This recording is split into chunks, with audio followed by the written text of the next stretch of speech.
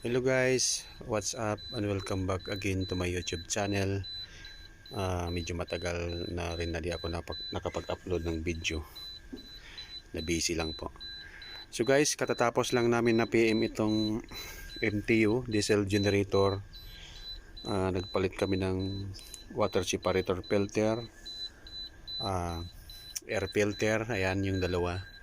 Saka fuel filter dun sa dulo, isang fuel filter. At saka doon sa kabilang dulo ay oil filter, dalawa.